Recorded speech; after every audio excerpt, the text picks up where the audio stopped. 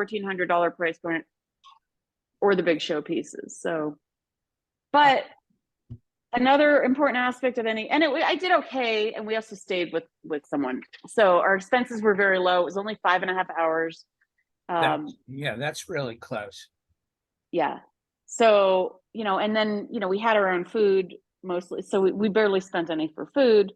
And for me, another aspect of a show being important is the level of engagement. And I had like a crazy amount of people sign my mailing list. And we don't push people, it's more if it depends on the engagement. And then I gave out a crazy amount of cards. But we had great weather every day. Yes, it was hot, it's summer, but it was not triple digits. We didn't have the crazy mountain weather. And so for me, it's still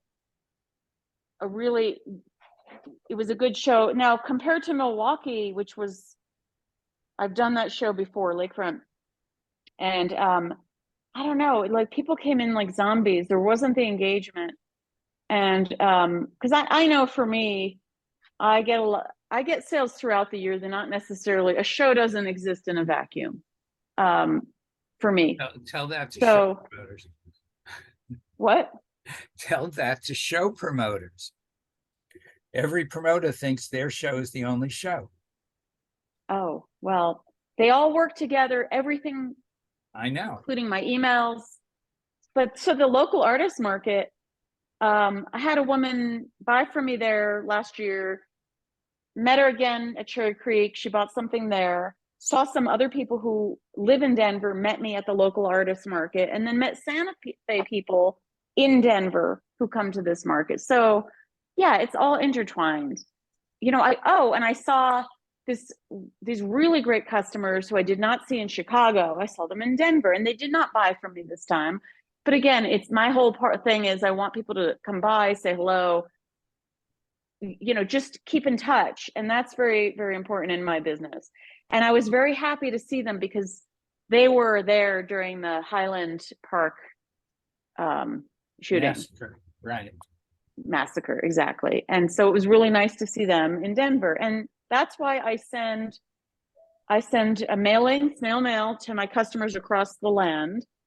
And I also send an email with all my shows. And then closer to the time, I'll send an email just to that region. But it really, you never know where people are going to show up. And Cherry Creek has a reputation. So, people might, if they're going to be in town around that time, they may make sure their dates fit that timing. So, yeah, I mean, it's, it's a long career. Well, Oscar, it sounds like you had a really good show in Madison. Who said that? You posted that. No, I said I have a good experience in Madison. I didn't say I have a really good show in Madison. Really good show. Really good show be the Fiesta. You didn't so you didn't do Krasl, you did Madison? Yeah. And it went as good as Coconut Grove and Boca Raton and Museum in Florida. So by far my best show this summer. Which one? Madison. Wait, I'm confused now. Out in the square is Madison. Yeah. Yeah. So it was as good as my better shows in Florida, basically. Got it. Good. So no complaints whatsoever. I know someone else who did the show, a jeweler, and she thought for 200,000 people, supposedly, she thought she would have made more sales. And it really wasn't worth her making the schlep out there. Did they get 200,000 people? I thought they get 200,000 artists. I don't know. I've never done it. The I show mean- was packed. I just cannot tell you, it was not crazy packed like years before, where you cannot see you cannot walk in between the aisles. Uh-huh. It was not like that, but it was a lot of people. Uh-huh. And sorry, people are hunting me down like a mad dog lately. No, it was good for me. I think it was good for most people around me. There was a monster show. I cannot tell you, but it was really good for me. I did more money in that show than I did 57 Old Town and Tablo Street put together. Wow. Good. I'm really glad to hear that. So, because I was I'm worried, gonna hope I was hopefully worried. I'll have yeah, no, I know we talked. Hopefully I'll have that experience at one of the shows I'm doing this summer. So I volunteered at the the International Folk Art Market here. It's a huge event. People come from all over. The artists are international from, India, Kazakhstan, Hungary, um, uh, Africa, all over, and so it's like a cult following that show. And so I worked for a woman who she represents this Tuareg jeweler and his family, who I happen to know from years ago because he did demos for a metals guild. But he couldn't make it. He couldn't get a visa. So I was in that booth, and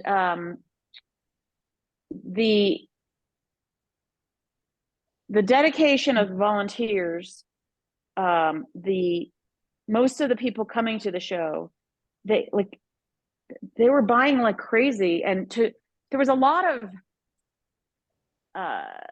people wanting to support the artists. It was like such the whole and the artists. There was a central cash register system because people come from all over, and it's probably easier, than the artists individually trying to figure that out.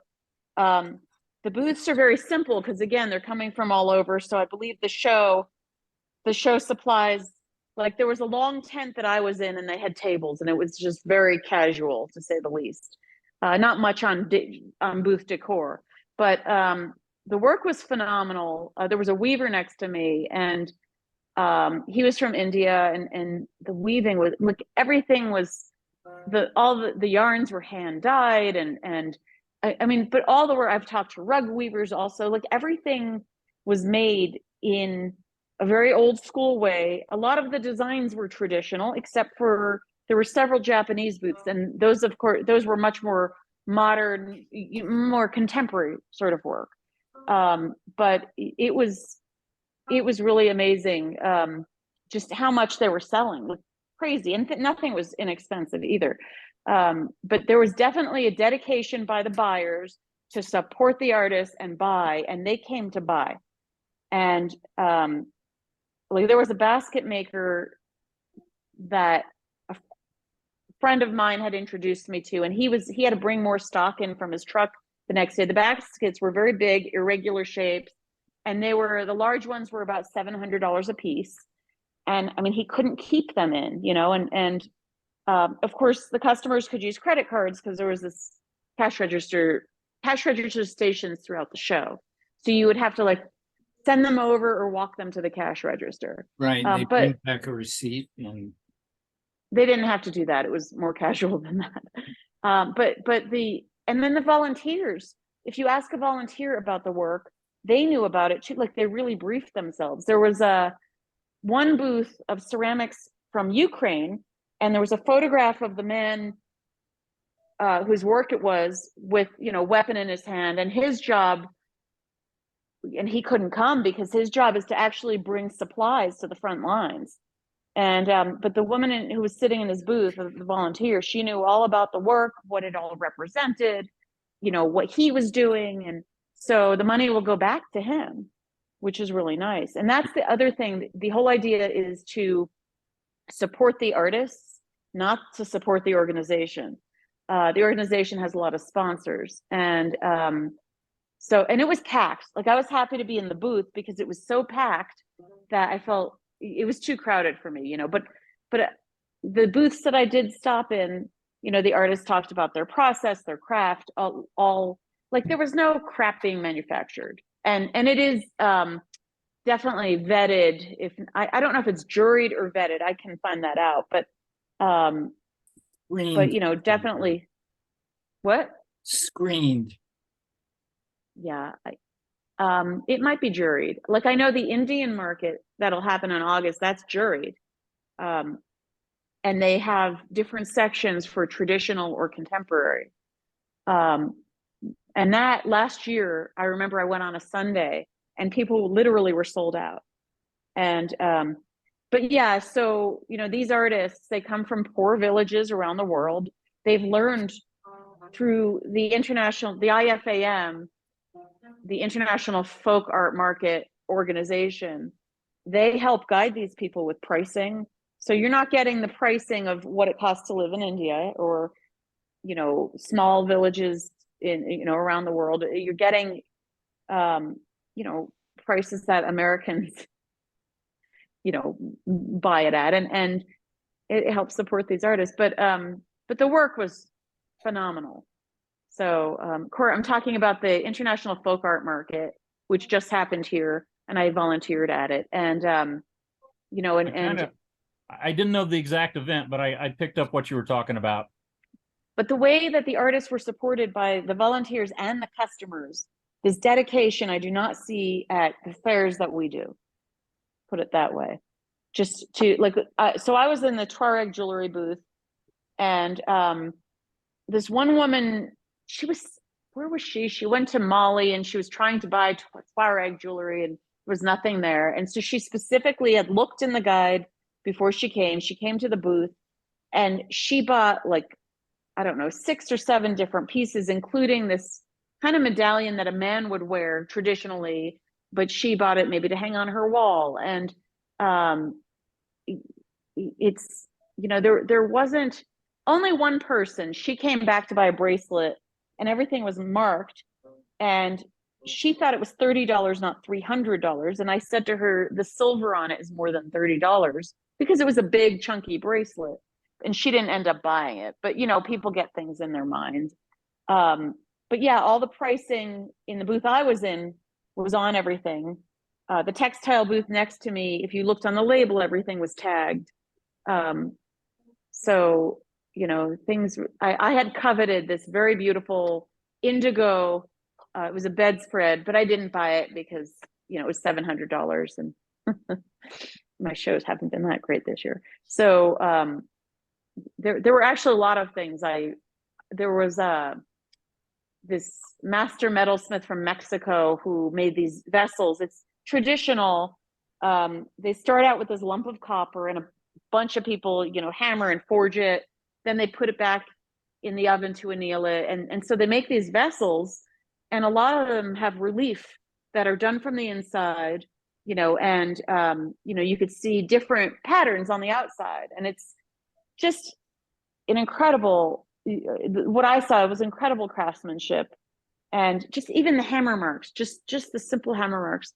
And it was not unreasonable. Like there were 2 that I liked in the $700 range, and that was not an unreasonable price. But the artist who made the work was sitting right there. And the woman I know who I stay with in Denver, she spoke with him in Spanish and introduced me and showed him my jewelry. And so anyway, it was a very nice interaction overall. The crowds were mostly very nice, but the dedication to the artists and to be there to buy was amazing. Was just really that's why people were there from all over the country. Even the volunteers I met next to the booth I was in, there was a volunteer who lives up in Durango, and she had never been to Santa Fe, so she decided to volunteer for the folk art market and see Santa Fe. And so tons and tons of volunteers, and people do it every year. So anyway, noon to 8.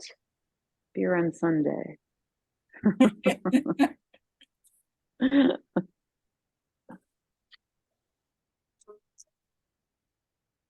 You know, I just snap these wherever I, you know, when I find these signs like this. Uh-huh. Well, So- you know, there was a time, well, I know in the 13 colonies, the blue laws. So, you know, even in like New York, you couldn't buy alcohol on Sunday. And I remember in New Jersey, you couldn't sell alcohol in a supermarket. It had to be a separate store. You know, all of that has changed now. Happy That's hour. it's still that Yeah. way in Kansas. You cannot buy, you can buy beer in a grocery store, but that's it. Can't buy anything Okay. else. New Jersey, you can't buy alcohol in a grocery store either yet. Still, yeah. Yeah. But they're usually attached to the grocery store, Oh, yeah. something like that. It's same building, but Right. just a So different entrance. New Mexico has really weird import liquor laws from other states. So I can't get, like, I don't know, certain bourbons that I like. There's one from Washington State I like a lot. And so I buy them out of state because, and I've asked at this very nice, you know, local store, and they said because of the liquor laws and import laws, there's a lot of things you just can't get. Well, and then because almost all this, at least all the states I've lived, you know, the liquor stores or grocery stores have to buy from a local liquor distributor, and it depends upon what the liquor distributor can get. Right. Well, in Pennsylvania, it's all state-owned stores. That's right. Yeah. In Oklahoma, the liquor stores close at 9 p.m. and you will not find any coolers in the liquor stores. They cannot sell cold beer or wine because the philosophy was that if they sold it cold, you would drink it on the way home. Uh-huh. Years ago, I remember in New Mexico, they had drive-through, like you could get, you know, drive-through liquor, which is, they don't have those anymore. Now it's walk. Well, better that you're walking, I suppose. Well, Kansas, you used to have to be, if you wanted to get a drink in a bar, it had to be a private club and you had to be a member. And then they sold the alcohol separate from the mixer. And what you would do is you would buy a liquor card for X amount of $20, $30, something like that. And then they would keep that on file. And every time you ordered a drink, they would punch off, you know, $2 or something like that. Oh. It was weird. I remember in New Jersey, you could go to a bar and like buy a 6-pack of beer. So off sale, what do they call it? Off sale liquor sales, something like that. Yeah, but you couldn't, it had to stay closed when you left the store. I'm sure. Yeah. Now, Oklahoma used to have this weird, Oklahoma had these weird liquor laws that were county by county.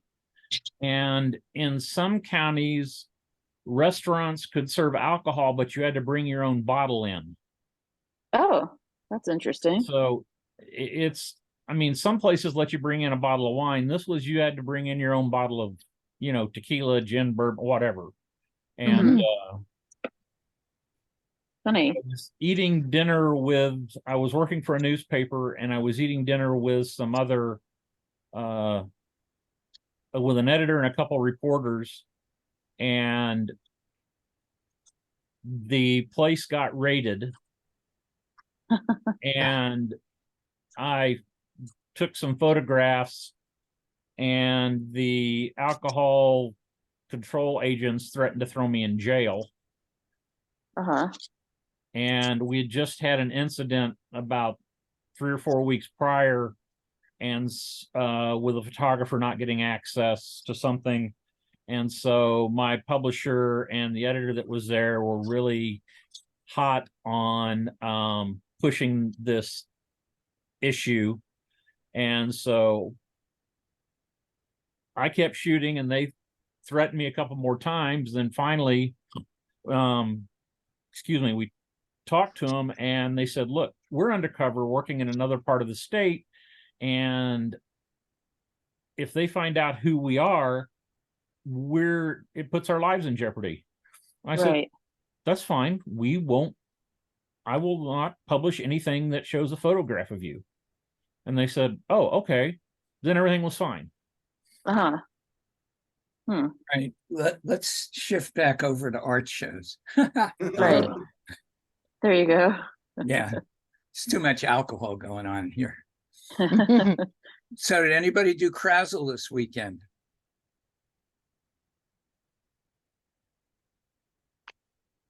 I know Barry did, and he's supposed to be here. I don't know where he is. Yeah, I just texted him. I spoke to him a couple of hours ago. Goofing around like always. What else was this weekend? State College, or is that State College is next weekend. okay? And State thank God I'm not College. doing it. State College they somehow are able to fall on a weekend by themselves right before Ann Arbor if there are 5 weekends in July. Which is kind of interesting. Hey, Laura, how's your knee? Hey, I ditched my cane today. I didn't use it at all. I haven't used it at all. So I'm improving for sure. Good. I'd like to hear the lowdown on Columbus. Is Columbus the one that just happened or a week or two ago, the same as Columbus Winter Fair? Like by the same people? The Columbus show is in the middle of June. Right, the same weekend as Old as Town. Old Town, and they had to close early because of crazy storms that we didn't get in Chicago. But is it run by the same people who do Columbus Winter Fair? No, I don't think so. No. Those are different? Yeah, Okay. Columbus Winter Fair is Ohio Designer Craftsman. All right. That was on my list of things I'm interested in. It's not as highly juried as the outdoor summer show. But the outdoor summer show is held by different people. Yeah. Correct. Okay. But the outdoor summer show, I haven't read the best reviews on, like in its new location. Right? I don't know. Is it in a new location? Is that the one that they just moved to near? I've been reading several reviews on different things, but near some sort of Capitol building? No. What was that? Madison is around the Oh, Capitol. that's Madison. Okay. And they didn't move that. That was this past weekend. Yeah, it's There was always another good. review with And Columbus It's on Arthur Review or something where they were saying it was in a new space and they didn't feel like it worked well there. Maybe you're talking about Art of the Square. Yeah, I might have several confused in my brain. I am on drugs right now, but not many drugs. I was at Off the Square this past weekend though, and it was in the same spot it always is. How was it? Except for 2021, because that was a weird year. It was pretty good. I know foot traffic isn't as great as it is on the square, but it's still a pretty solid show for me. So Yeah, that's the one that's open to Wisconsin residents only, right? right. And I won my first award at that show this weekend. So I was pretty happy with that. Congratulations. Yeah. I got best of category in jewelry, and that's not easy to do anywhere, you know. Actually, so great to that. It's not easy to get into shows in jewelry either. It isn't, no. But it feels very validating to win an award. Like, hey, I don't have imposter syndrome anymore.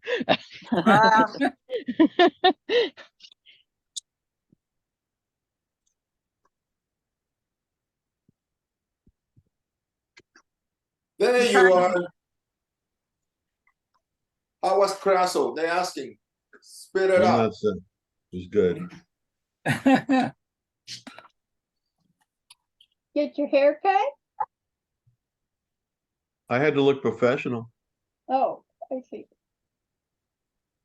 I went from my mad scientist act to looking professional. I don't think you're Or there yet. or normal, you mean? Hey, As I'm opposed to looking professional. Well, it depends on what your profession is. Yeah. Let's see. Pretty sure there's a subset of patrons that are positive that artists are supposed to look a little bit like mad scientists. Well, it works, but you know, it's a pain in the butt to wash. Women must have a, it's like a genetic that they can, because having long hair and washing that long hair, it's a pain in the butt. You It's just need a cultural haircut like mine conditioning. or you need a haircut like Yeah. mine or Oscar's. And it gets in my face. Do you like it when Oh, did you cut your hair? girls? Do you like it when the hair gets in your face all the time? No. Why do you think there's an entire industry around hair holding devices? Yeah.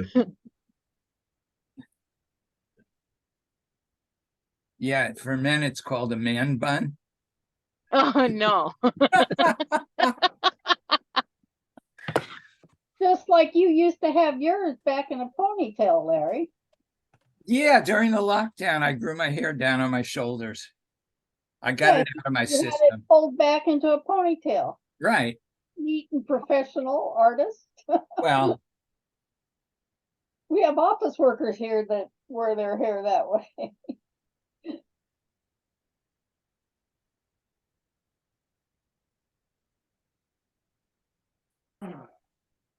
if anybody's interested, those two pictures behind me are from this bird feeder I bought that has a camera built in.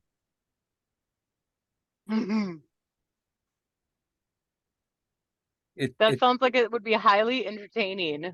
It is. It does. It takes a video and it takes stills. So what if nobody's interested? Right. So, Barry, you cut your hair. Really?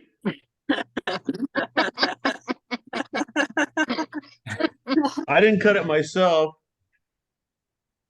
Why not? I always go to a stylist. Oh, I go to Supercuts. Since I was 15 years old. Hey, I went to Supercuts once. I got it was let's see, it's my nephew's wedding. And of course I had to get out of here and go drive down to Detroit. And of course I didn't bother getting my hair cut. And I'm going, oh man, I better get a haircut. So I went to a Supercuts where you can just walk in and they cut your hair, and they did a really good job because everybody complimented me on my haircut. And it wasn't my usual like go to the salon, so that was kind of funny.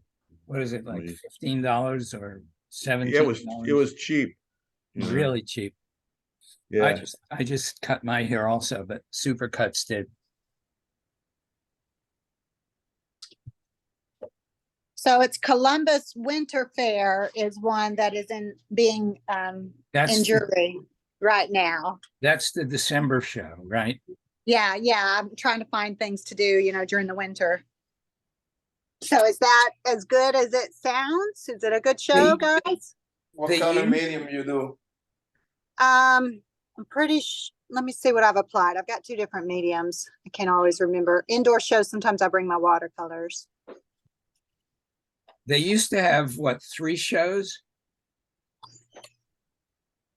Columbus, Cincinnati. No, it's actually, They still have them. They still have them. Yeah. What's my watercolor? It's Ohio Designer Craftsman. Yeah. No, there was about 5. I think there's 5 different ones. Okay. They got Okay. Now I It's a haven't good done that event, show. Laura. I haven't done that show for 30 years. This behind me. This No. is the collection that I'll be bringing if I get into that show. It's my watercolors. It's like anatomical, surrounded by herbs, and then some of them are animals surrounded by like designs and stuff like that. So more serious. You can do well, but you got to sell small stuff because it's mostly a gift show. So less expensive. Yeah, Yeah. I'd look for something on Alibaba that you can buy to sell there. That's not what I want to do. I don't want to go. It's like a long distance from me, 10, 11. I can't remember how many hours. I don't want to say yes to them, if it's not a great show. Where you coming from? North Alabama. I will not do that. Okay. Yeah, you know. I will not I was do gonna that. say I wouldn't go there if I was from Cleveland and drive. Okay. That's good No. to hear. I'm on the wait list but for. listen, It's not Yeah. that bad. But don't listen to me. What do I know? They get a lot of people. It's just there's not a lot happening in the winter, so you start looking what's indoors. That's why you Did I take a tell- month off. Did I tell a Mhm. story? Did I tell a story about that show where I got a hotel room. We got a hotel room, and the curtains were really tightly drawn so no light would get in the morning. And I get a call, and somebody says, "Hey, well, the show started already, and we turned on your lights. You're not there, and somebody wants to buy something." Oh And I no! went, "Oh, so wait a minute." So I went, "Oh, what time is it? 10 o'clock?" And they went, "No, it's noon. It was 12 o'clock." And and it just You were tired. I overslept. Yeah, I'd say so. And yeah, so I got there. So then I had to drive there real fast. Well, and I'm on the wait list for River Arts in Memphis. River, am I saying it right? River Arts Festival. Well, that's closer. Oh yeah, that's just 3 hours away, and I have somewhere to stay, college friends. So, but I got on the wait list last year, and even though I emailed them and said, "Hey, let me know the week before, I'll be there." If somebody backs out, I never heard from them. Yeah, that's sure if you don't get in, just move on. Oh, if you're on the wait list. Yeah, I get waitlisted every year, and I never get called off. I just do in Virginia Beach instead. Oh, that's sad. It's not By one the of those way, show up sorry. and say, "Here I am, let me in." Camille from Coconut Grove, she came around at Cherry Creek, and she was there to learn and observe the show and all that. So she came to introduce herself, and anyway, very nice and all of that. And Yeah, I like her. so, yeah. Did you do that show last year? This year, yeah. Coconut, you mean Coconut Grove? Mm-hmm. I did Yeah. Coconut Grove. Yeah. You did it? Yeah. It's a long, long way to go in a place that 5 states can't use their driver's license in now, by the way. What? What's this? So right now, and hopefully it'll be overturned, but the air dictator of Florida will not allow driver's licenses from, I know Vermont is one. They're basically 5 states that, so in California, if you're a worker, but you're not, you can get a driver's license if you're not legal, but it's a separate type of driver's license. So a lot of states have that, but in some states, and it's about 5 of them, you get the regular driver's license. So your driver's license is no longer good in Florida. Well, In it's those no 5 longer states. good for Oh, identification. please. Well, I have if a you're solution. driving, Larry, if you're driving and you get stopped, then your I have a driver's license solution. is not Of course, valid. it's good for that. The solution is don't get it's pulled not. over. Well, but you never know, right? You Don't don't know if drive at you're night. Look, there are, I'm in I mean- New Mexico, and a woman to get a driver's license right now, it's a nightmare. Like if you're divorced, you have to bring your divorce papers. I mean, it's just kind of like. Oh, you're kidding? Because I'm Pathetic. in New Mexico. I'm in New Mexico, but I got my driver's license. I changed, so it wasn't a new license. I just had to change it from Yeah. California, Didn't you say and that Mexico? was 2 years ago. New No, Mexico. New Mexico. No, in Mexico, New it's Mexico. New Mexico.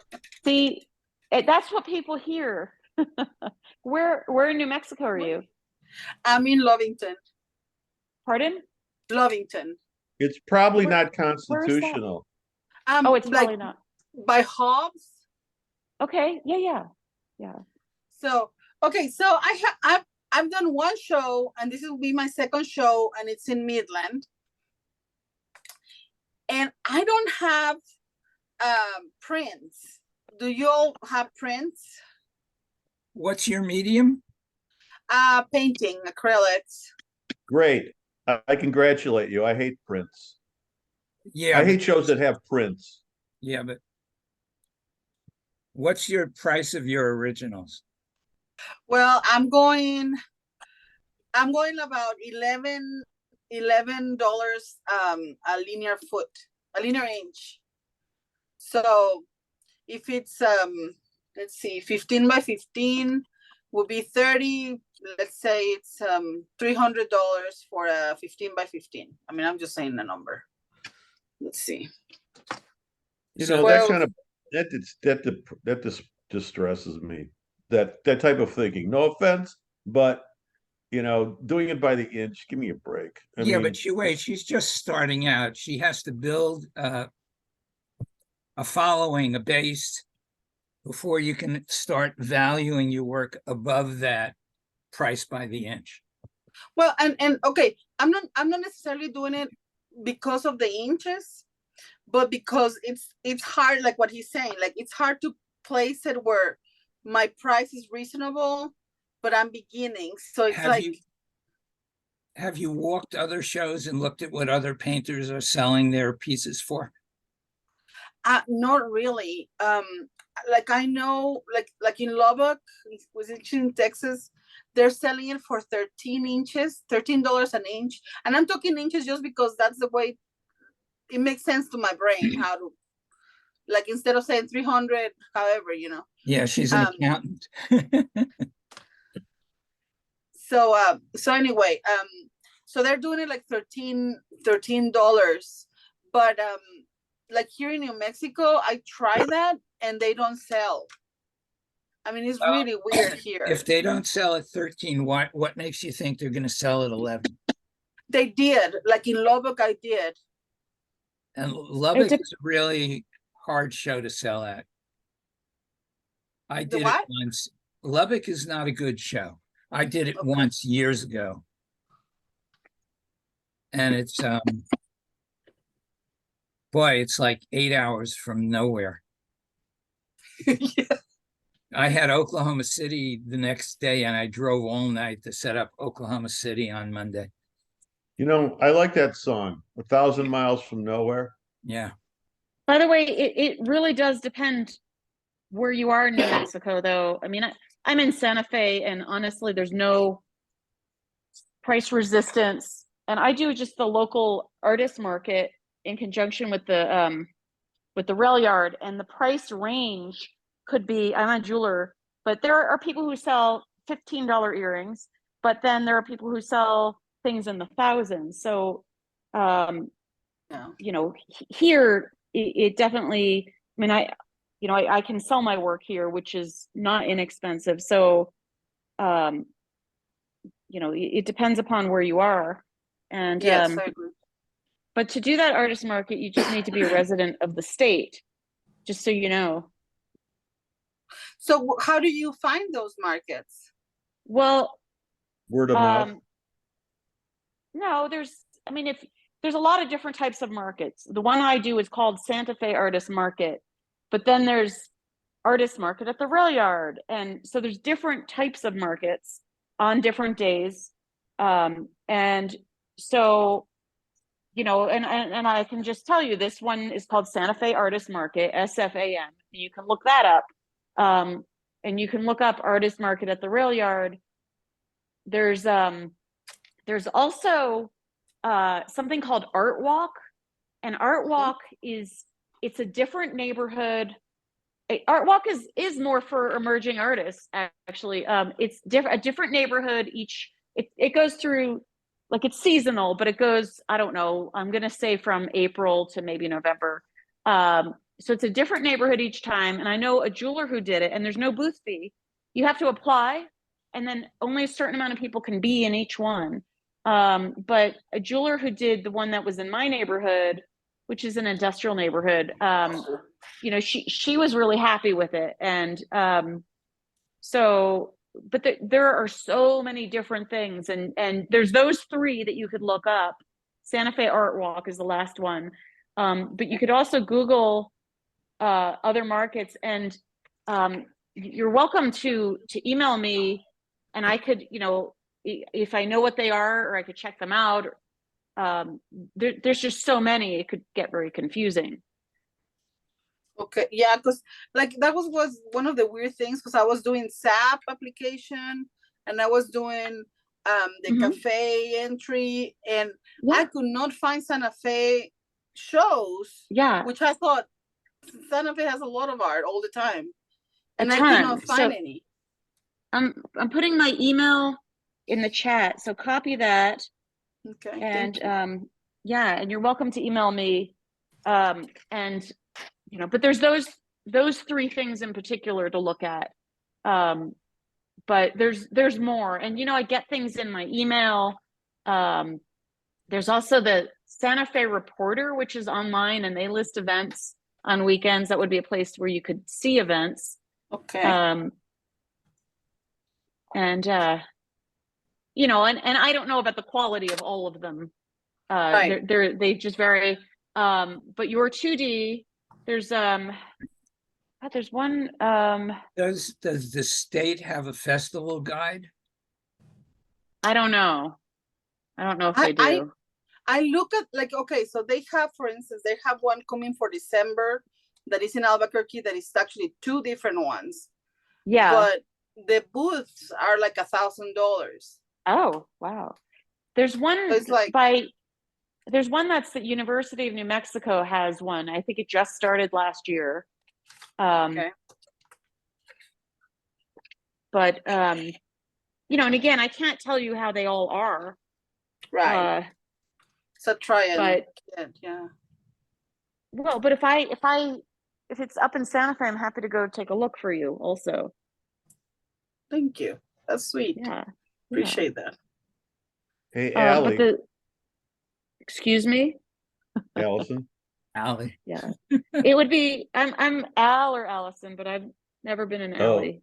Yeah. Excuse me. Just so you know. Well, that's good to know. I'm going to stay on your good side. All right. How was Cherry Creek?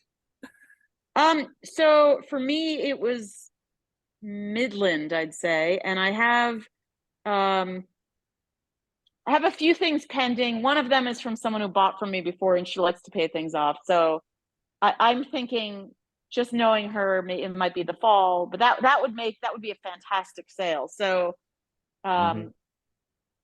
it was still worth it. I didn't have to pay for a place to stay, because the hours are so late. Like, we had our own food, and you know, we really didn't spend that much money. And the engagement was really good. A lot of people signed my mailing list. People did try things on. I sold a good amount of pieces, but I count on usually selling like one or two higher end things, and that didn't happen. So, you know, not a waste of time, but certainly not something to kick my heels about. But, you know, with me, I do know that sometimes it takes people time. And then I saw people from other shows that I do also, so including the local Santa Fe Artist Market. So, you know, but other people I know had like really great shows. You know, as you know, it's mixed. Yeah. I didn't talk to anybody who was having the worst show of their life or anything like that, but you know, I didn't talk to everyone. The weather was great. You know, it was hot because it's summer, but it was not triple digits. we had no crazy mountain weather at all. And so, you know, and that part made the show a lot easier to do. You mean the wind? Those high winds coming off the Well, there's mountains? the wind, sideways rain. Yeah. Yeah. It was none of that. It was just hot and still the whole time. Yeah, I saw good crowds. I saw pictures yes. and it was jammed. Yeah, we had very good crowds. Sunday much slower. But Monday. Saturday, which was the first day, was like crazy amount of crowds. It was so crowded that I couldn't see my neighbor across the way. It's usually not that crowded at that show. You know what? It didn't. The show wasn't on the 4th, and that has Right. a plus because Well, I've done it where the 4th was the middle day, and it wasn't as well attended as it was at other times. It was really hot, and the 4th was Saturday. So, but the problem is it went Saturday to Monday, but Monday was an actual regular day. So the 3rd. I mean, the post office was opened. Yeah. So it was much quieter. It was boring on Sunday. And I made a couple sales, but the other days, and you know, that show goes till 8, which is okay. I mean, it stays busy through to 6 o'clock or so. I mean, people do stay out. But you know, by 7:30, you're ready to go home. But it's okay. I understand how it is. And the setup every year has to be different because of construction. So this setup, it was pretty straightforward, but like I couldn't visit people who were 5 blocks down. It was just too far for certain things. But yeah, no, it was good, well organized, easy setup, breakdown, all of that. And nothing bad happened. I liked it when it was in the parking lot across the street. It was only there for 1 or 2 years. Well, that Bed Bath and Beyond parking lot, is that what you're talking about? I don't know. It was Shopping center parking lot. It was right after COVID. It's or the state. during. It's generally where the staging area is. You know, Right, you go to park before you can get in. I think that was just the 1 year, which was 2021, where they had it there.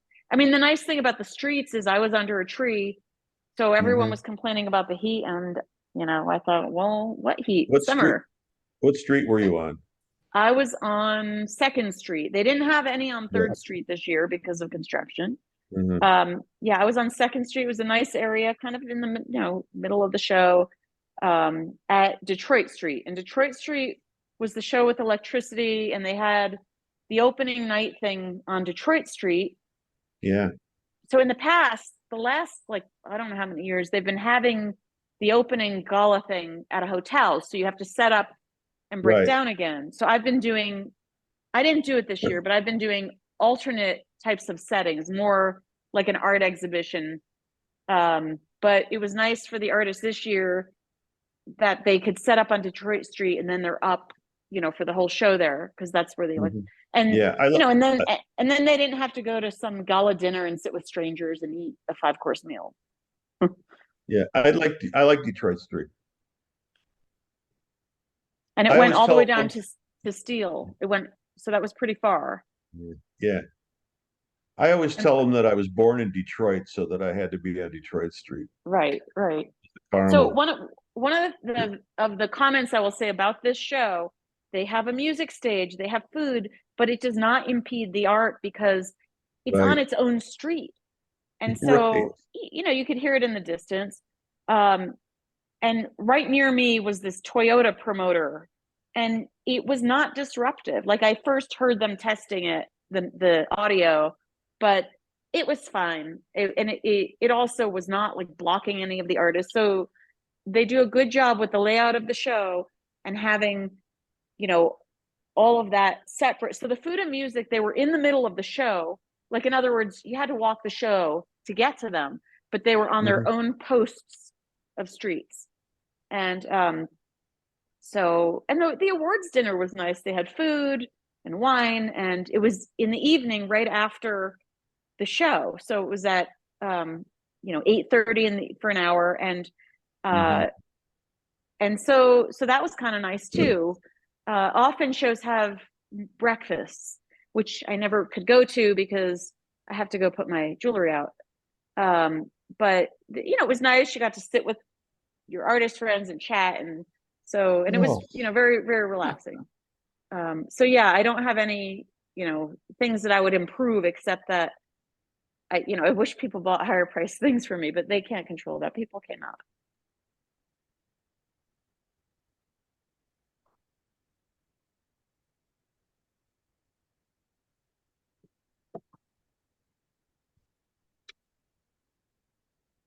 So who's doing Ann Arbor? Me. I think I'm gonna cancel. That's fine, cancel. But you have to pay, you have to give me your reservation. Oh, wait a minute. Wait a minute. Oh no, I have to go there because otherwise I'll be paying for Oscar's room. All right, Oscar, I'm gonna go there.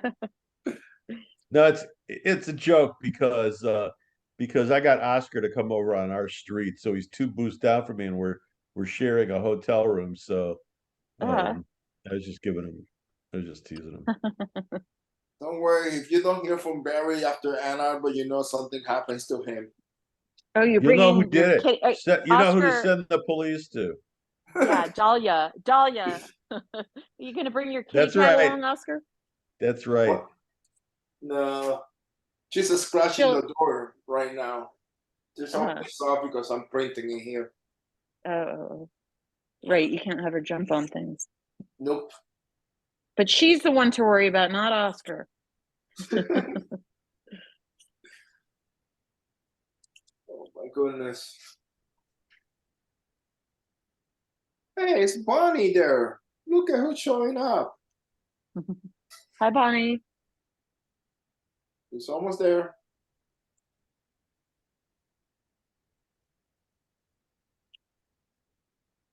Hi. Hi, Bonnie. Where you going? I have a doctor's appointment. Oh, yeah, big thrill.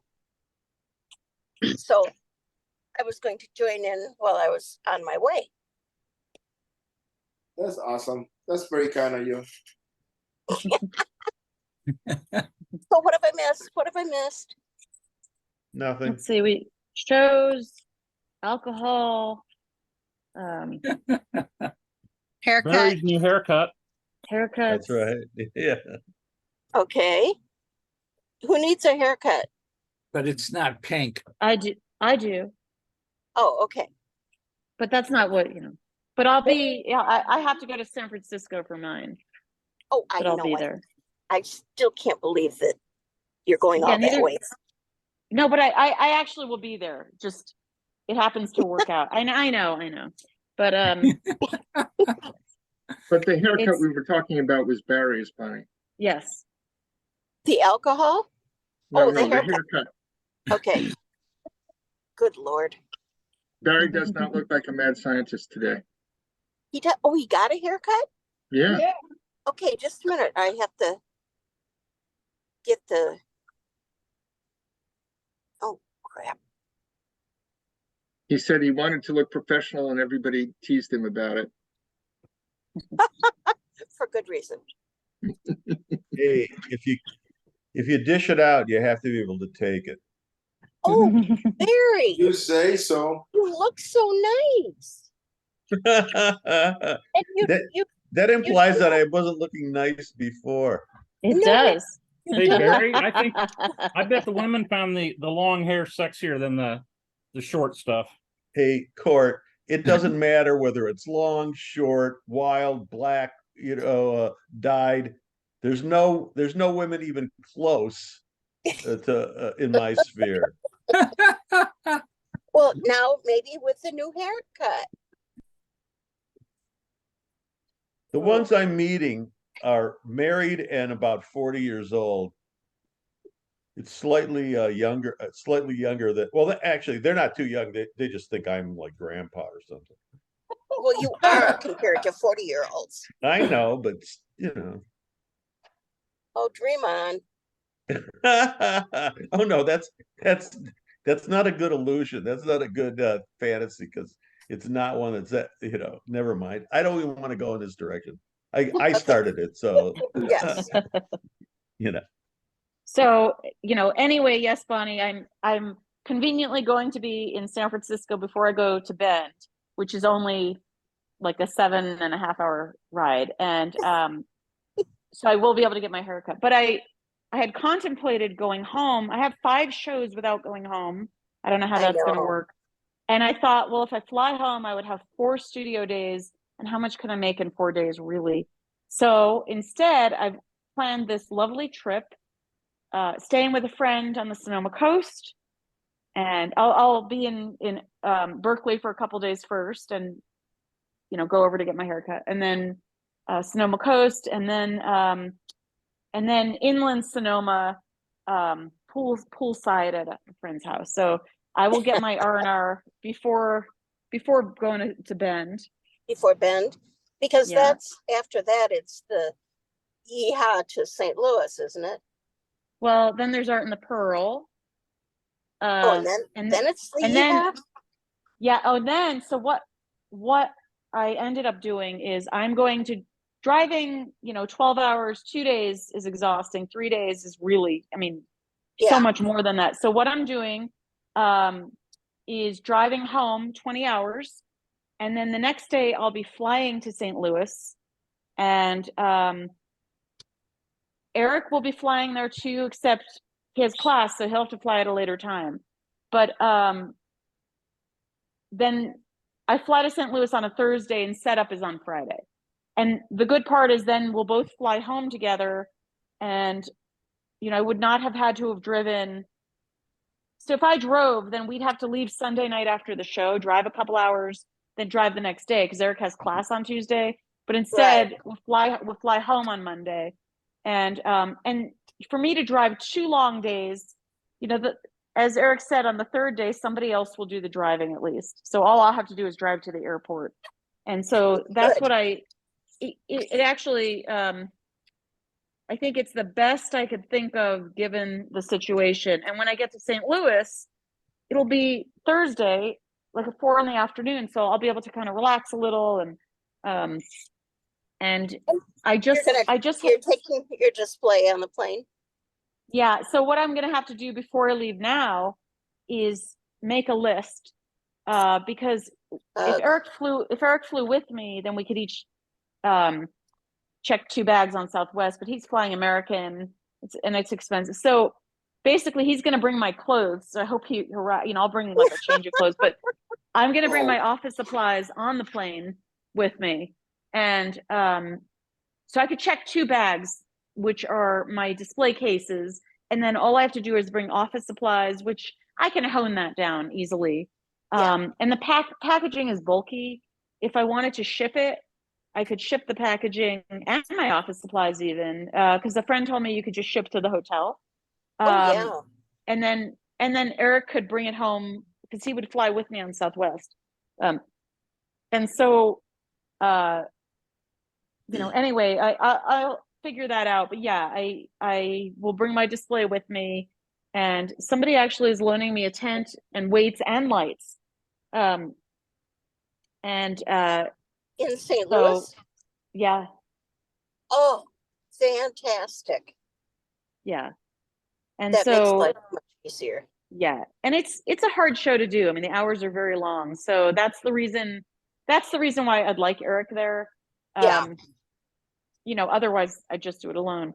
So plus it's number 5 in a row. Right. Well, I do have that week in between, which I know I'm going to be getting like real R&R. So that's important. And I don't know how it's going to work out regarding having my work. If I sell showpieces, I'll be fine with stock because the showpiece is gone and that's it. It's the more everyday pieces, which I'm working on now, trying to have a lot of my pod earrings because that's something that I sell a lot of. And so I'll see. But I'm relieved now. I just hope that Eric's Southwest is used to transfers, and I know they've had problems too. But the other airlines, there's no direct flight to St. Louis from Albuquerque. So So just hopefully the flights will work out okay. I'm sure they will. You know, it's after Labor Day, which is good. Yep. Because there'll be less people traveling. Yep.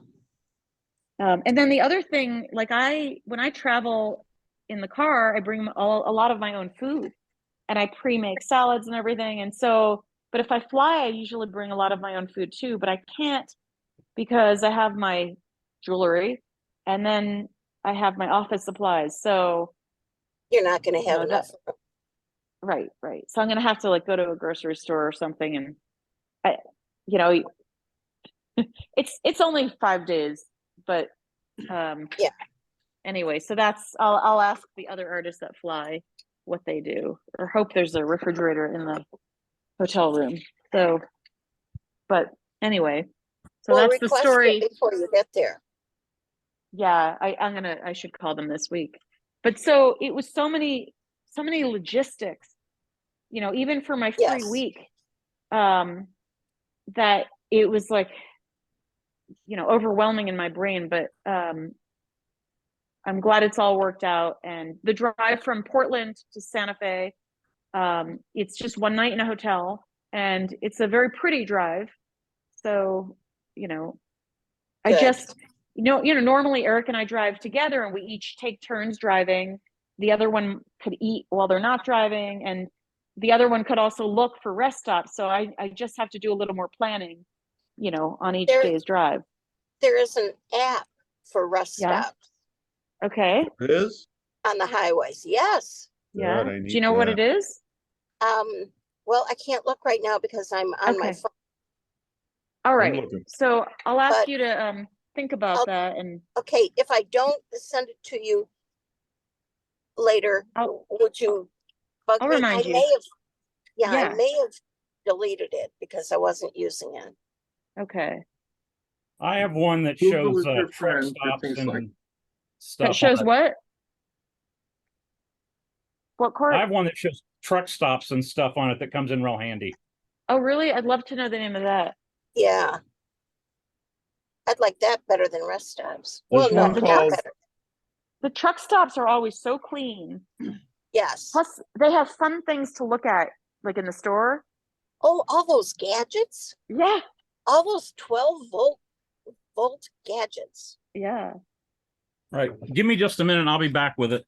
It's on my Okay, thank iPad in you. my car. Thank you. Google is your friend, you know. You say app for truck stops, app for rest stops, something will pop up. Right, but there's probably so many of them. So if somebody has used one that they like, then I'd rather get a reco. But if you in Google Maps, for example, you can search rest stops and will tell you all the rest stops in your route. Right. That, yeah, but you don't know if they're open or closed. Now, a lot of my route, once I get to Salt Lake City, the rest of the route is not major highway getting down to Santa Fe. So that's a whole different thing. Well, that you'll have to figure out before. Yeah. See, that's all the kind of stuff that I love. Mhm. I really miss having to do all that.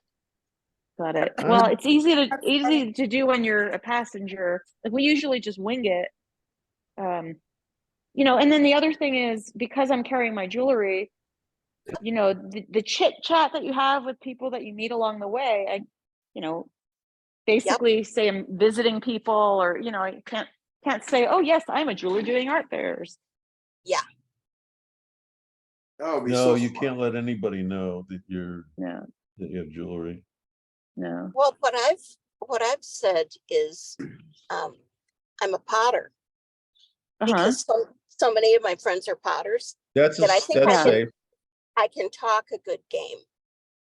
Right.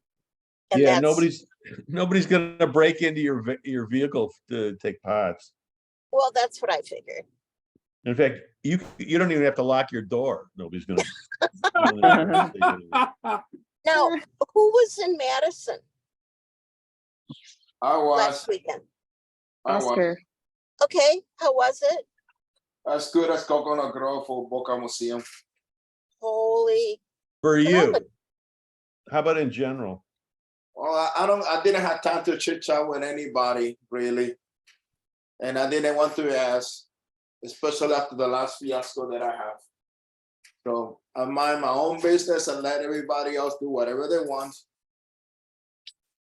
But Well, I'm very happy for you. You know, Oscar, any idea? Oh, sorry, Bunny, go ahead. Go ahead. what? Any idea about what kind of jewelry is sold at Coconut Grove? I mean, I could look on their website. I would honestly, Allison, I would not do it if I was you. I Yeah. wouldn't either. Why do you say that, Oscar? Because it's not her market. Nope. It's not. Yeah. They're not going for How art would you know jewelry that? there. Because Right. before they go, there's a Gucci mamas, basically. Mm-hmm. Yes. Yep. What? Designer names. I get it.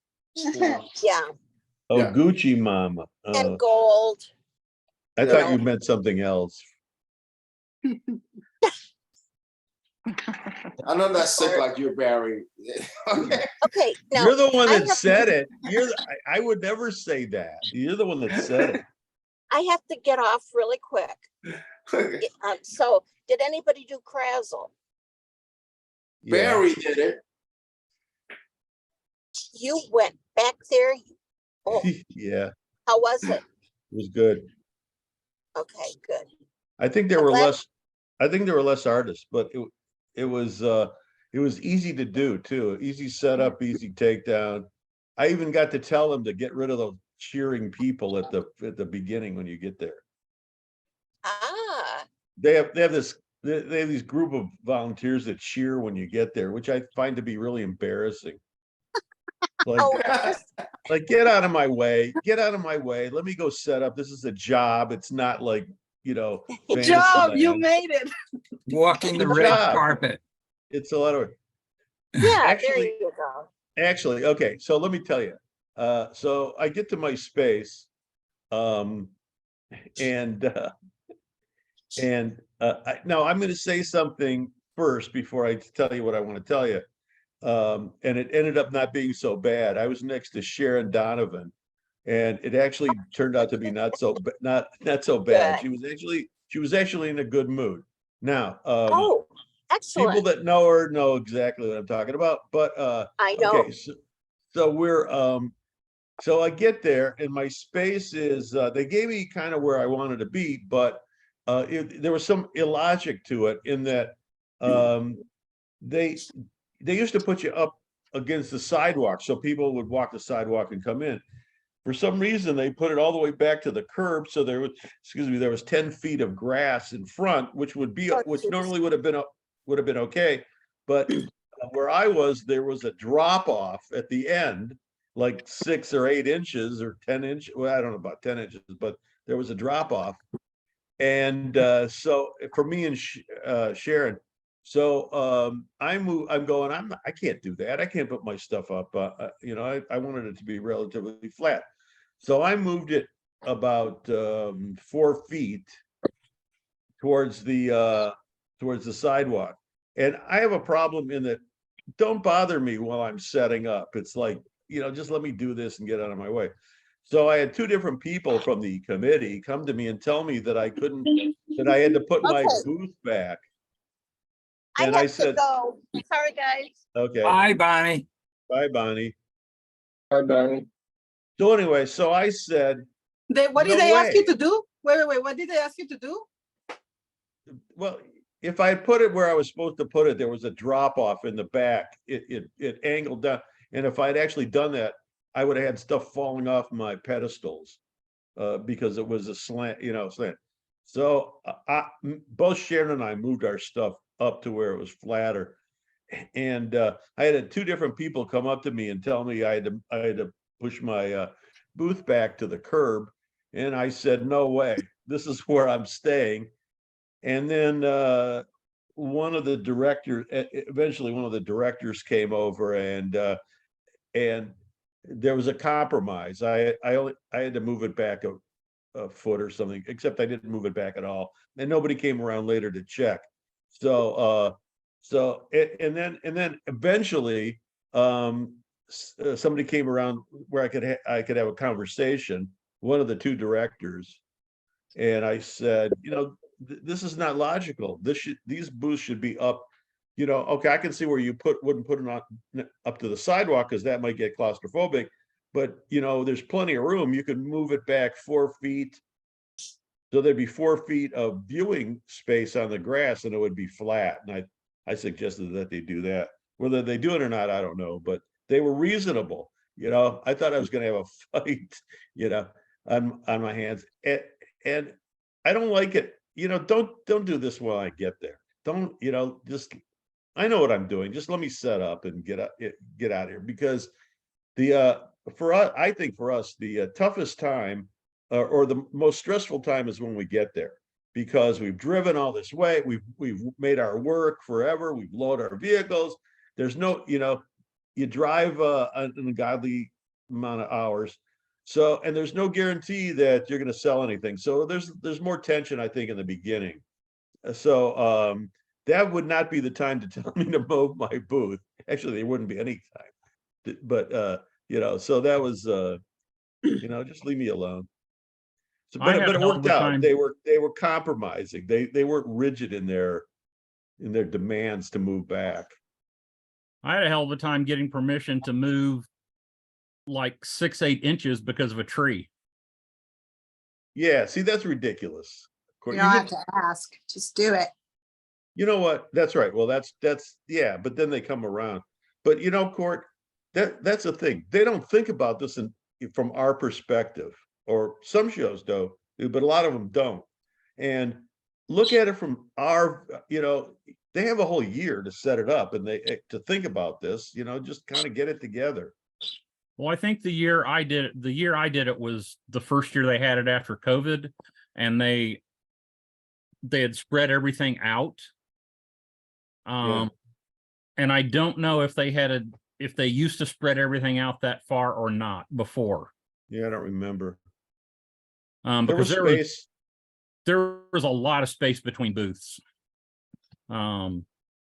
So all I wanted to do was move over like 6-8 inches so I could get my awning up, which because is reasonable. I was next to a large tree. Yeah, that's reasonable. So, right. Yep. And I needed to get the awning up because I had work outside. A couple of the shows I did that year had distance mandated by the counties of what needed to be in between booths. So if they didn't give themselves a little leeway with that distance, that might have been why you had such a hard fight, because they had to have so much space in between each booth. Maybe, possibly. I like the space in between the booths. Oh my God, that year was amazing. I loved all that space. In fact, all those shows that had 6 feet between booths, the first comment every artist that I heard from every artist is how much they liked having that space in between. It just means less people in a show, and let us spread out. Those Old Town kept that. They asked us what we wanted, and so they kept. It's, I think, 5 feet between booths now. And that's good. And I see Park City, it's a quad. Everyone has a corner, so the booths are butt up in a quad, and then there's space, and then the next 4 booths. Does that make sense? What I'm saying? Yeah. So I like that. Yeah. So I like having that, corner space. Well, for you, it's nice, but for anybody like me that, wants to store stuff behind, that's a real problem. But a lot of times the quads will leave space in between, like the ones I've done. Like you still get a couple of feet where you're bedded up, you get feet between you. It's not literally tent by tent. Yeah, the one I did was, you were butted up against, all 4 were butted up together. Yeah, that would not be great. Yeah, I don't know how it is at Park City. I'll find out when I'm there. I've got a question for you guys, because I'm starting to consider shows that are farther away, and I want just top-notch shows. So the only other one I still have a jury I'm still waiting on is Images New Smyrna, and it's 9.5 hours away. It should be And- fine in that one. And that won't be the watercolors. Most of my shows, I do these whimsical acrylic animals. It Like should be real- fine in that one. That's a good one. show. Yeah. Okay, that's good to know. I feel like I'm talking to famous people. I recognize some of your names from, like Oscar, you're the Art Fair Lounge guy, right? Is that in No, that? I used to be that. I don't in there anymore. But you started it? Is that right? What? Did you start that page? Is that your page? No, So that was live- Mark Grosser. Oh, No. that's another Mark Grosser page. No. But anyhow, I recognize some of your names. Okay, so here's another question. Two more that I could not figure out like details on them. So I thought it might be nicknames. Holiday Mart Madison. Is that the one that just happened? No, that wouldn't be the, No, No, that's their Christmas show. And I So- will not do the Madison show in Christmas. you would not. That's No. maybe. No, it's and the for one you. that just happened was Art Fair on the Square, Madison. Isn't that Art right? On the square and off the square just happened. And the holiday one is the winter off fair off the square. And Okay. I've never done that one. So I have no input there. I don't even know how far away it is because I wasn't sure what Madison it was. What about Main Sale? What is that? Like, is there a full name? No, you can apply to That's that one. St. That's close enough to Petersburg you. in May. I'm sorry, what? It's St. Petersburg, Florida in May. It's not in May. Madison is the capital of Wisconsin, Laura. So if you're in Well, the yeah, south, that's, there's other Madisons too. yeah, but Art on the Square is Madison, Wisconsin. Okay, that's good to know. Thank you. So Main Sale is St. Petersburg. Is that, I can look it up then when I know better. I don't know. Sometimes there's just like slang terms and Yeah, I never make recommendations to people because it's different for everybody and you can't tell until you do it. I know, but I just want to know that it has a good reputation to begin with, you know? Right. That all At things least- being at least equal. something to start with. Yeah, you can do. I'll check out Main Sale. Because that's not that far for you, really. Okay. All right. Thank you, guys. Just kind of, and Oscar can probably answer this better, but I've never done shows in Florida. I don't ever plan on doing shows in Florida. But it just seems from everybody I've talked to, and from talking to people online, the shows in Florida are kind of their own little world. They're different than shows in the rest of the country. Yeah, that's what I've done Great Gulf Coast for a couple of years and I've done, I guess Fairhope's not really Florida, but just like the Apalachicola area, and I'm just now open to going farther south. It's going to be totally So different. how do you I- mean? Yeah, how do you mean different? How do you mean? I'm just curious. Me? Anybody? Me, I mean, look, for one thing, from all the people I've talked to, prizes are a huge deal in the Florida shows. Ah, I don't think And- so. You know, What are a you lot talking of the- about? You in Sarasota, everybody lives in a $3 and $4 million condo, and that's Doesn't mean nothing. average.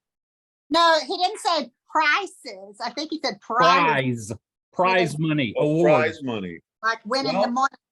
Gasparilla has the highest prize money of any show in the country. where's think he that? It is a big Tampa. deal in Tampa. Florida. Tampa? And you know, the prize money in the Florida shows tends to be higher. And I've actually had people tell me that I should go to Florida because I could win awards and not worry about sales.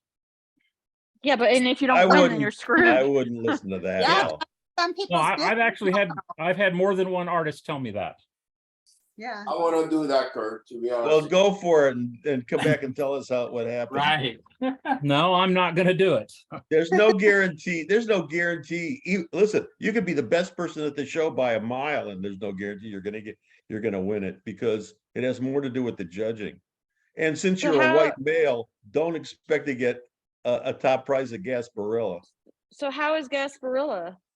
How is that show? And how is Winter Park? Winter Park could be really good, but Winter Park is a different monster in itself. Yeah. It's not your typical Florida show. Oh, so what does that mean I think- though? I think it is. Yes. No, it's more. it's more like I can't even compare it to anything else. It's a little more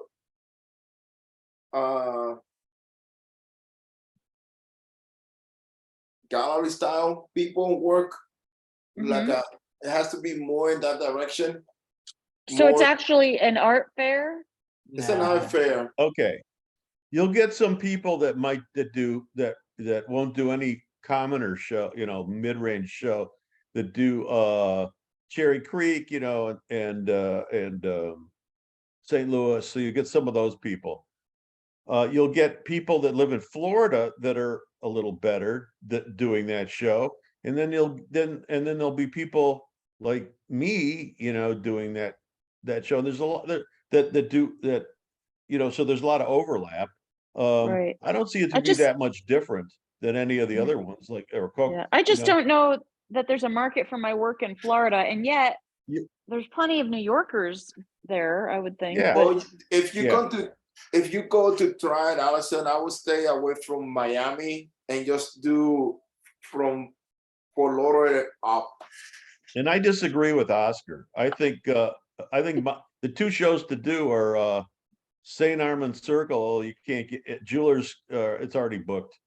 And but it depends upon what the people are buying. Like if they're interested in designer labels, you know, that kind of thing, then that's not my audience. But because first of all, Florida is dependent on what tourists are there that week a lot of times. So it doesn't matter. The same show could be one week, you do fantastic, and it could be the next week and do terrible just because of people that are there or not there. So Allison, just to let you know, that comment was specifically for Coconut Grove. I know, I'm talking about Coconut Grove. Now the next thing is at Coconut Grove, besides the people that live there, there'll be some billionaire who will be in town and see that, oh, there's a show, and they'll go there and they can buy your whole booth if they want. So there is that also. There are those people that come to that show. So I don't know. I wouldn't, you know, we're not telling you anything, but it's like you have to figure it out. You have to try it yourself. I guess I could look at the past jewelers who've been there and that kind of thing, because it's really, I mean, you know, it has to be. Allison, ask Oliver. Oh yeah. That's my best recommendation. Oh yeah. Talk to Oliver. I will. Now his work though is very different than mine. His is more like jewelry. Price range. But it's still, he can tell you honestly if you price range. Right. Is what we're talking about. Right. You can't, you know. I just telling you honestly, if you go there, you might be disappointed, but it's your what about Winter Park, Oscar? I would still apply to that one because that would be worth doing just to try it. See, but just go. I would just try to combine it with something else, Allison. Just don't go. Well, I could teach a workshop. Oh. I would do that. If you could get a workshop there, that sort of pays for your. Right. Well, they'd pay for my flight. They'd pay for my flight. Well, some of it, yeah. No, they pay for the whole flight if they're. No, I'm talking about as your expense at being in Florida during that show at that time. Oh, I see what you mean. What I'm talking about. Yeah. Okay, Allison, I'm going to say that this in ethnic terms. If anybody gets offended, I could give a shit, so don't give me a hard time. When I do Coconut Grove, I don't sell to any Latinos. Okay.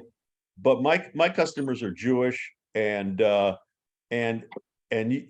don't know which days the Jews are going to come there to buy the work or Latinos. And and so and some years it was all, you know, it was mostly Jewish, but that's kind of how I see it. That's, you know, those are the people that buy. So, That's you. I sell a lot to the Hispanic community down there. Well, of course. Why wouldn't you, Oscar? They should buy from you. Well, it's not my fault that you're not good enough. I don't have I'll practice my accent. Oh, that was in your packing. What kind of, listen, so what kind of last name could I have? What would be my Latino last name? I don't know anything. Starts with a B. What could I call myself?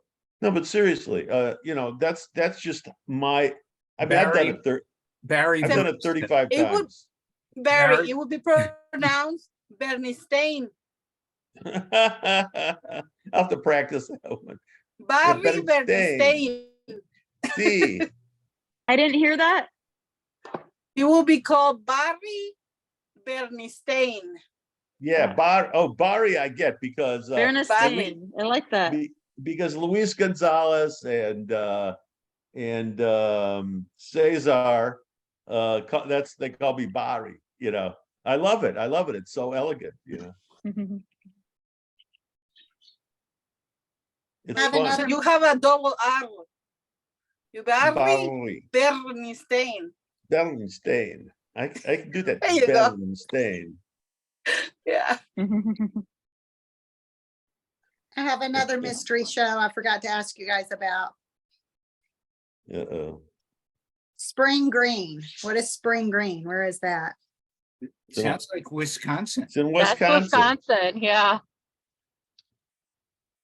Is that the name of it, or is it a Yeah. nickname? I Yeah. never heard of it. Yeah, I know all about it. Well, I never did it, but It's Okay. in Spring Green, Wisconsin, and I think that's the name of it as well. I'm not Yeah, positive. that's right. That would be correct. Maybe it's Yeah. not on his application. It's southwest of it's far southwest of Madison.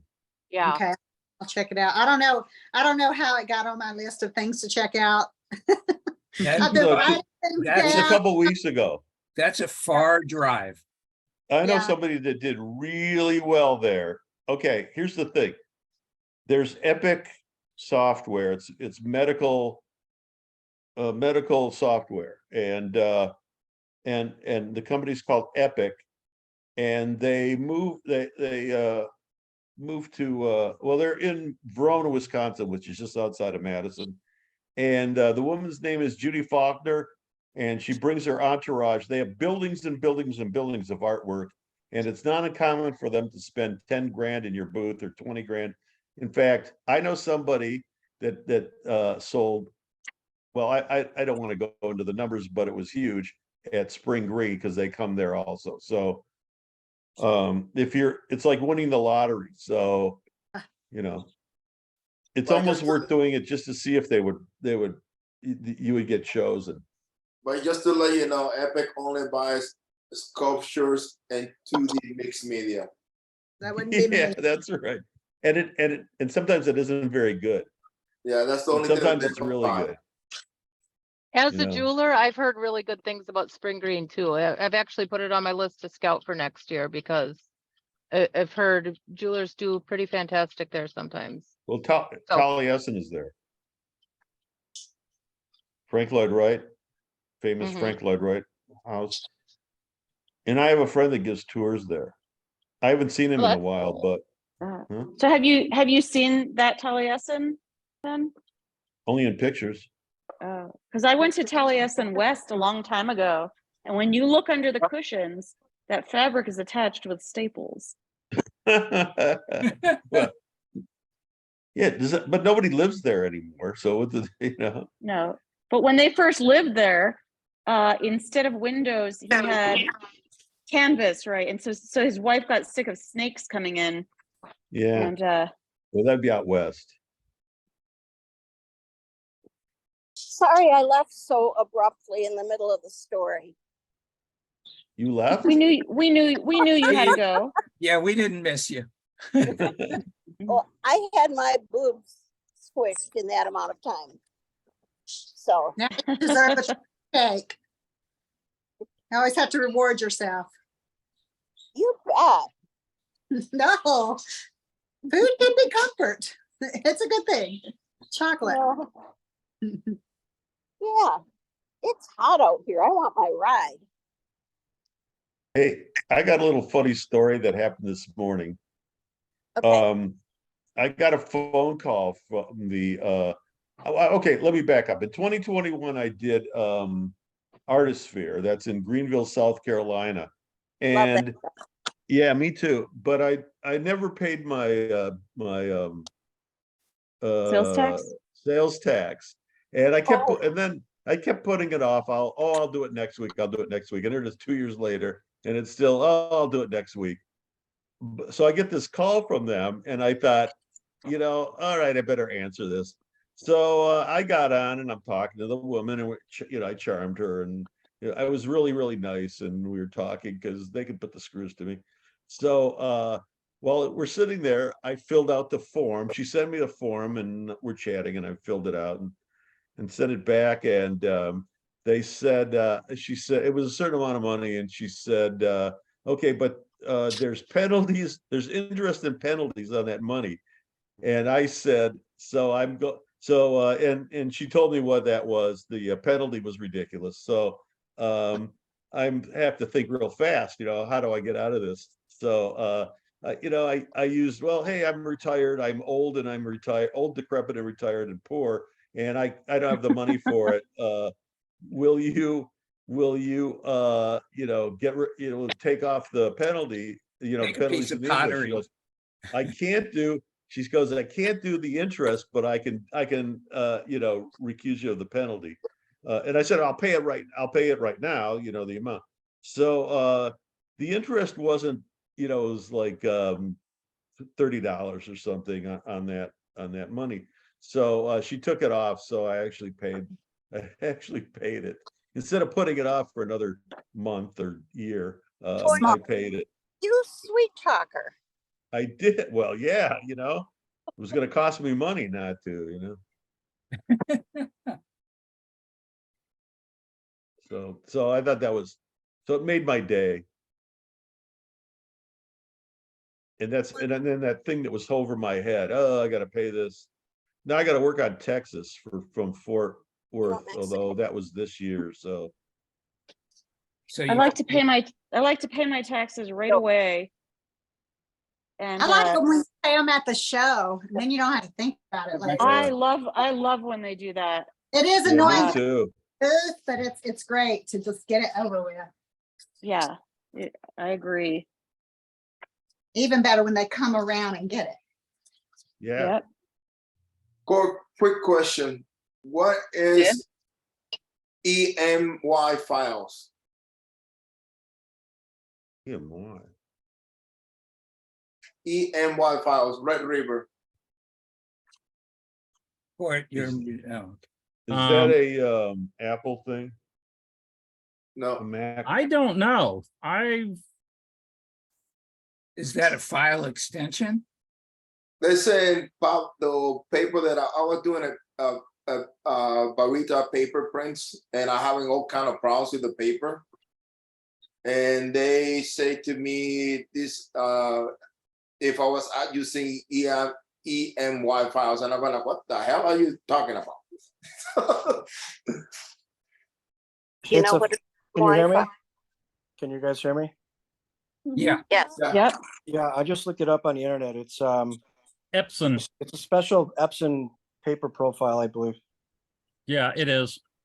Okay, so But I don't see why that should have anything to do with the paper buckling and head strikes.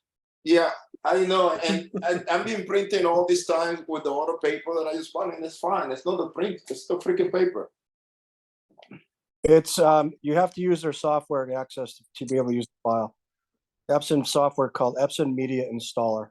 So yeah, that's what I use. Anyhow, I don't use anything different. The only thing that could be in there is if that sets paper thickness. If that file sets paper thickness, then that could possibly be a problem, because it's setting the paper thickness too narrow, and that's why you'd be having head strikes. But if you're not having problems on any other papers, you just got a buckle on the paper somewhere. Yeah, and then it's the whole box basically after the first two, and I don't going to keep. It's $125 for a box of 25 sheets. What you might do is you might take a couple sheets out and let them sit out for 2 or 3 days and let them. My guess is what's happened is the humidity between the edge and the center is not consistent. So if you set them out and let them all get even humidity, you might be able to get rid of the buckles in them. I will try to do that after I finish printing, because I'm not going to print anything after this one. But yeah, just, take a couple sheets out of the box, let them sit somewhere, where there's some air circulation, and let them, let the humidity in the paper even out. Yeah. Yeah. Once they dry out, I mean, sometimes they dry out right away. You could put a nice piece of tissue that won't take the ink off it and flatten them. It could be that they're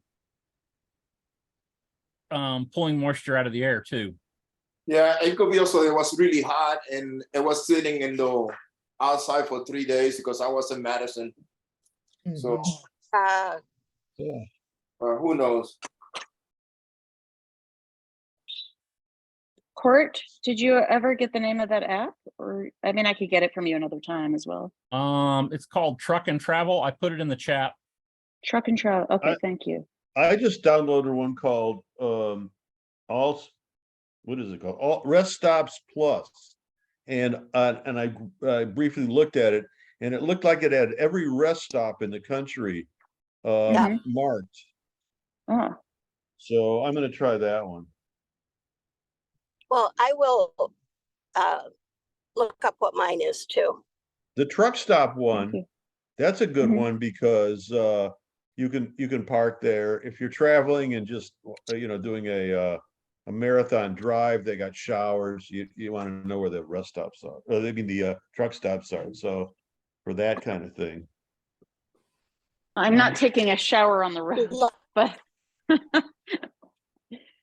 no, you would take it in. You would take it in their rooms that they clean after. Yeah, this has got rest stops marked on it as well. I haven't played with this for a while, so I don't know about searching, but I know you just scroll down the highway and it's got everything marked. And the other thing here, probably that it won't make any difference to most of us, but it also has low overpasses marked. That's good to know. It's, when someone needs it. Thank you. Okay, what was that called? Truck stop something or other? No, it's hang on a second. It's called Truck and Travel. It's in the chat. Yeah, there are several RV groups that I belong to that there are different apps for traveling across country in an RV. Some of the other places you can stay without it being hassled is a Walmart parking lot, but it's depending on the manager. And you could also stay at the the breakfast place. I can't think of it now. Cracker Barrel. Cracker Barrel, yeah. Cracker Barrel's the best place to go because not a whole lot of people know about it. It's a better class of vagabonds that are That's going to depend on local ordinances too. Let me see if I can get this up. It's in a pinch, try a hospital parking lot. It says all stays and it has a logo of a truck. It's the one right there in the middle. Oh yeah. Yeah. That's it. But that says trucks. Oh, that's $10. Truck and Travel. Yeah.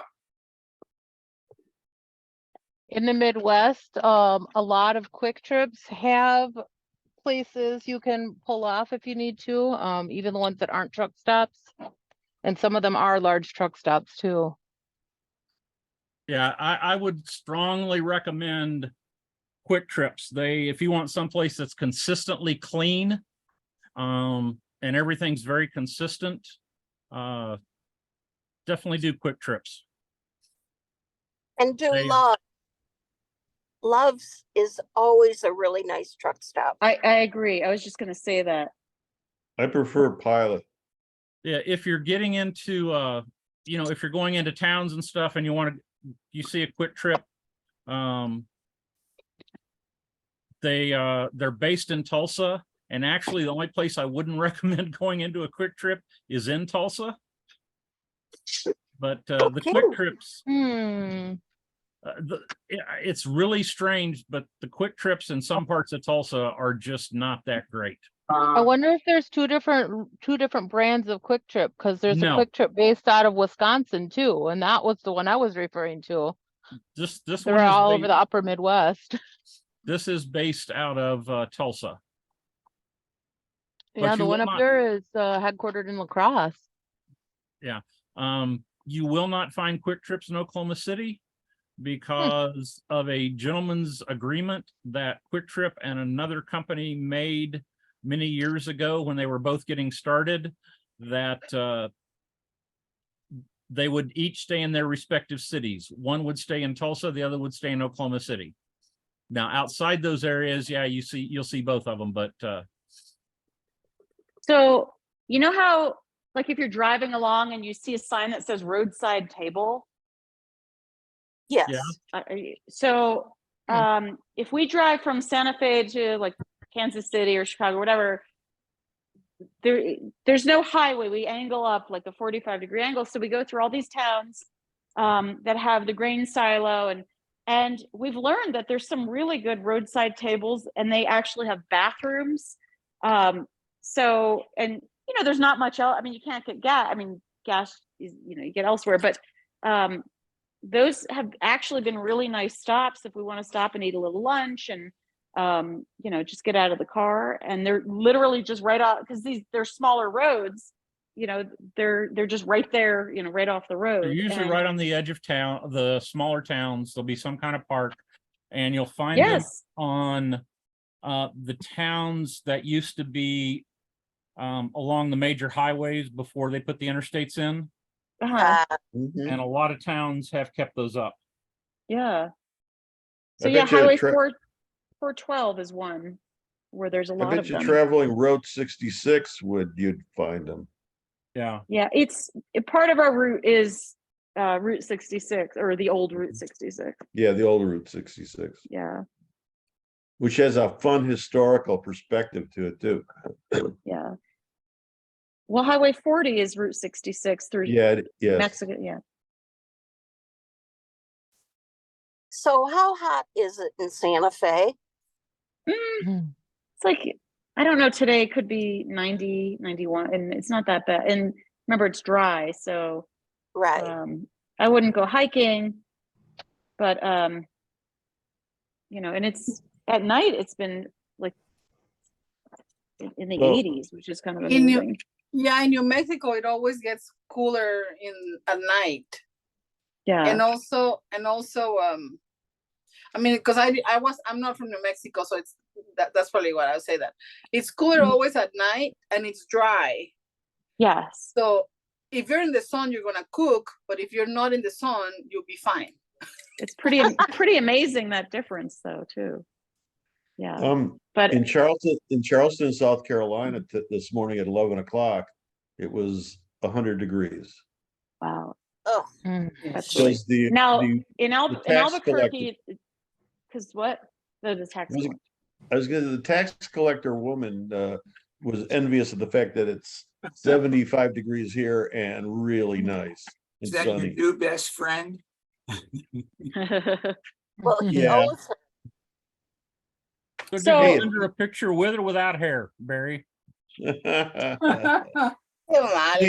I told her she had my phone number. She could call me anytime.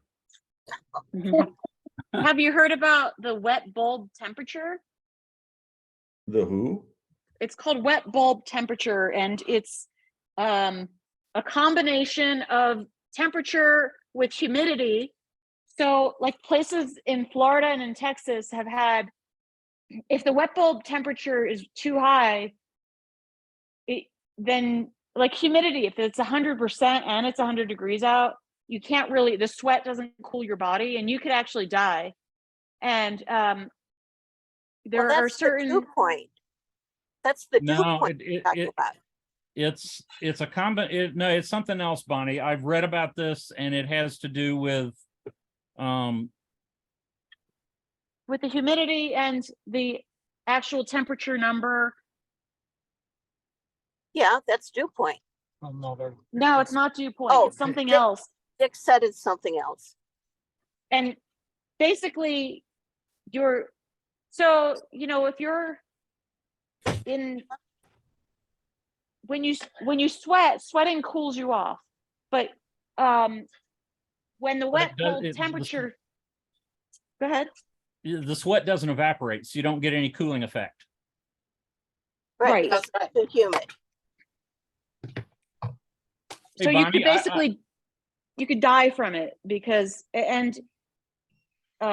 several places are getting up to that temperature because this is like one of the hottest summers on record apparently. So hey, Bonnie, Well, yes.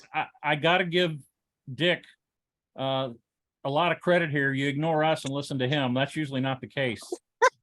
I always listen to him. I have learned.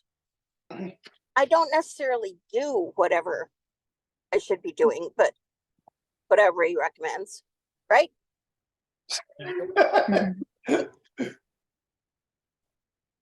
Oh, okay. Well, we are almost home. So I'm going to sign off again. Court, I'll see you tonight. Okay.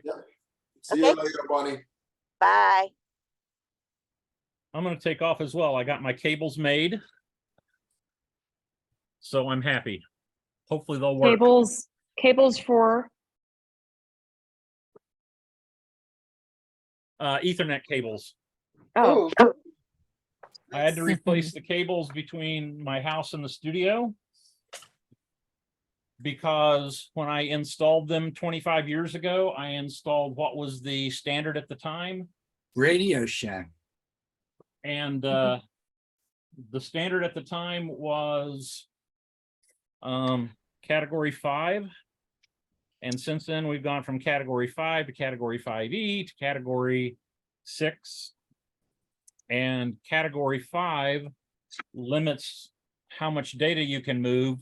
So even though I have a 250 gigabit or a 250 megabit per second internet connection, I was getting less than half that in my studio because of the cable. Well, I appreciate y'all's help. I'm gonna go too. It's a little slow. Bye. Bye, everybody. I'm Bye, gonna everybody. Bye. Bye. Bye. So is everybody leaving? Yeah. Yeah. What time Would is it? somebody like to Oh, come here yeah. and glaze my pots for me? No, I I've hate got to go glazing. too. Be here. All right. I'll help. Bye, everyone. I'll help you smoke it. Yeah. I'll Hey, send you Larry, some. nice to meet you earlier today. Yeah, talking, same buddy. here, Tony. Appreciate Bye. it. We'll talk some more. All right. Bye. All right, man. Take care. Bye, Katie. Okay, bye-bye.